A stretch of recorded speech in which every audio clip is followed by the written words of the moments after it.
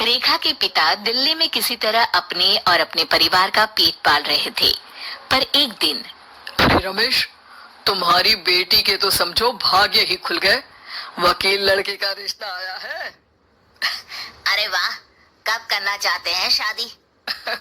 वो लोग तो जल्द से जल्द ही करेंगे। बाकी शाम को मैंने रेखा को देखने के लिए बुला लिया है। तेरा घर छोटा है तो तुम लोग मेरे घर ही आ जाना। राकेश और उसकी बीवी सारी तैयारी के साथ रोहित और रेखा की शादी कर देते हैं। लेकिन अगले ही दिन। देखो रेखा, शादी भले ही हो गई है, लेकिन तुम ये मत सोचना कि मैं किसी जोरू के गुलाम टाइप रहूंगा। रेखा को रोहित की बात अजीब लगती है। मैं ये तो सोच भी नहीं सकती और ना ही चाहती हूँ, लेकिन शादी के अगले ही दिन इस तरह की बात की उम्मीद भी नहीं थी। रोहित रेखा के मुंह से ये बात सुनकर गुस्सा हो जाता है। अरे, काफी जबान भी चला लेती हो। माँ ने सिखाया नहीं कि पति से कैसे बात करते हैं? रेखा अब चुप रहने में ही भलाई समझती है। रेखा, जल्दी से नाश्ता तैयार कर लो।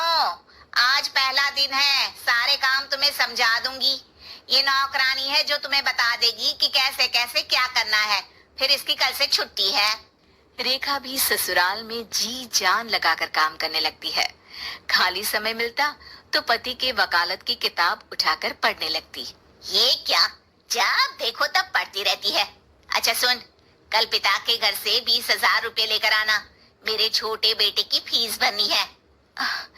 लेकिन पापा क्यों भरेंगे उसकी फीस? अरे वाह जी वाह, पापा क्यों भरेंगे? तो ये बता, हम क्यों रखेंगे तुझे यहाँ? क्यों खाना देंगे फ्री में? अरे, क्योंकि मैं बहू हूँ इस घर की। तभी वहाँ रोहित आ जाता है। अरे वाह, बड़ी जबान चला रही हो। चुपचाप माँ जो कह रही है वैसा कर, वरना सामान उठा और जा अपनी झोपड़ी में। बेचारी रेखा क्या करती, पिता के घर जाती है, उनको सारा हाल बताती है।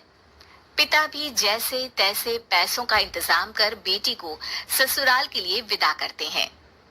देखा, अब कहाँ से आए पैसे?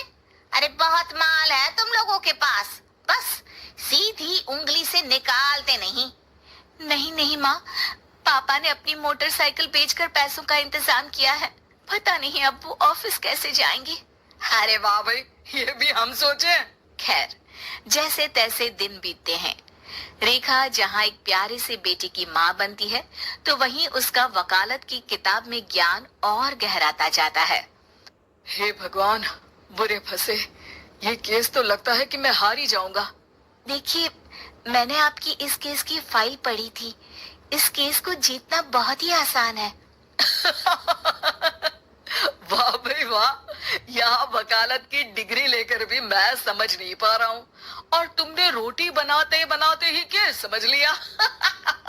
अरे जाओ जाओ, जाकर मुन्ने को संभालो।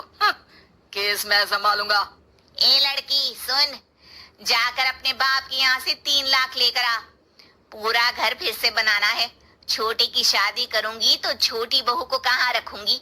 पूरा घर तो तूने घेर रखा है। ऐसा मत बोलिए माँ जी, पापा इतना पैसा कहाँ से लाएंगे? अब तो वो रिटायर भी हो गए हैं। हाँ, तभी तो बोल रही हूँ, रिटायरमेंट के पैसे तो मिले होंगे ना। लेकिन वो अगर आपको दे देंगे तो बुढ़ापा कैसे काटेंगे? रोहित रेखा की बात सुनकर गुस्सा हो जाता है। ए सुन, चल अपना सामान उठा, अपना बच्चा उठा और निकल यहाँ से।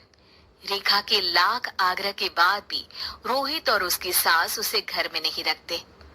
पापा, मैं तलाक चाहती हूँ। बेटा, मेरे पास वकील के पैसे नहीं है। पापा, आप मुझे वकालत करवा दीजिए, अपना केस मैं खुद लड़ूंगी।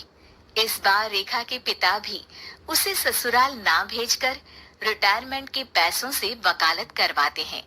और फिर एक दिन कोर्ट के बाहर, रोहित, आज तुम अपना ही केस हार गए, वो भी उस लड़की से जिसकी तुमने कभी कदर ही नहीं की। रेखा, मुझे माफ कर दो। मैं इतनी बड़ी अमाउंट कहाँ से लाऊंगा? मैं हर महीने पैसे नहीं दे सकता तुमको। पैसे वहीं से लाना जहाँ से तुम मेरे पापा को लाने के लिए मजबूर करते थे। एक पिता अपनी बेटी की शादी उसकी खुशहाली के लिए करता है, ना कि सारी जिंदगी कर्जदार बनने के लिए। अरे, मेरे ही बेटे की किताब पढ़ पढ़ कर ज्ञान बांट रही हो। ससुराल में ही पड़ी थी ना। बिल्कुल, यहाँ मेरी गलती रही। जिस पैसे से मैंने इसकी शादी की थी, मुझे वो पैसे पहले इसकी पढ़ाई में लगाना चाहिए था। और आज रेखा एक जानी मानी वकील के रूप में काम कर रही है।